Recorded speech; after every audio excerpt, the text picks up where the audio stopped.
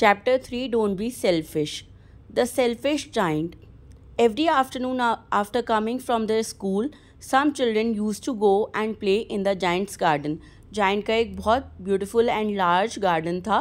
बहुत soft green grass थी, flowers थे, 12 पीच ट्रीज थे और बहुत सुंदर सुंदर बर्ड्स थी जो कि बच्चों के लिए गाना गाती थी.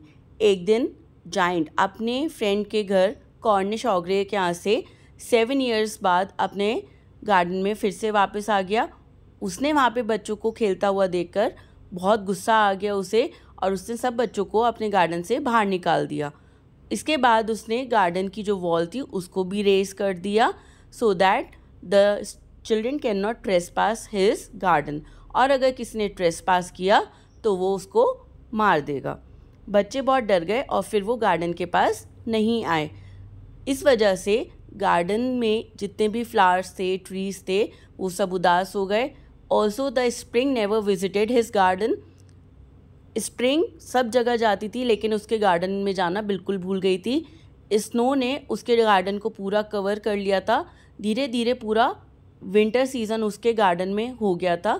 स्नो ने अपनी फ्रेंड हेल को इनवाइट कर लिया था, उन्होंने स्टॉर्म को, और इन सब ने पूरा गार्डन को कवर कर लिया. कोई भी फ्लावर वहाँ ब्लॉसम नहीं करता था और बहुत ठंड रहती थी सारा टाइम.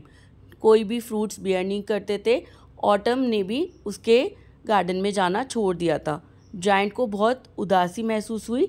एक दिन जाइंट ने देखा कि बच्चे छोटा सा होल करके वॉल में से गार्डन में घुस गए और उसके गार्डन में सारे ट्रीज़, फ्लावर्स सब ब्लॉसम कर रहे हैं और बर्ड्स भी गाना गा रही हैं फॉर द चिल्ड्रन.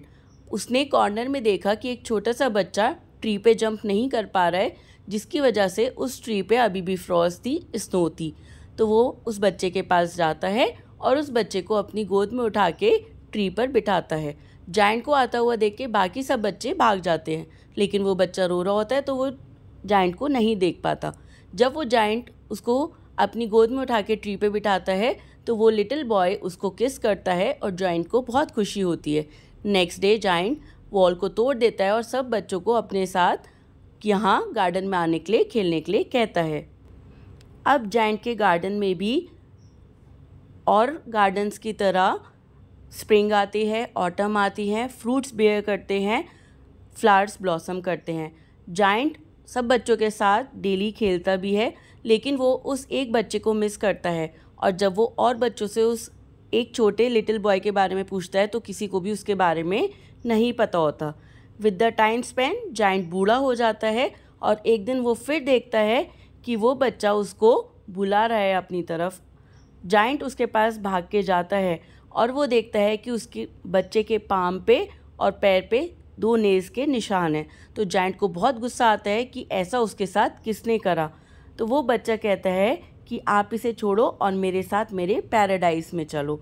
जाइंट उसके साथ उसके पैराडाइज में जाता है और उसी वक्त जाइंट वहीं नीचे गिर के उसकी डेथ हो जाती है.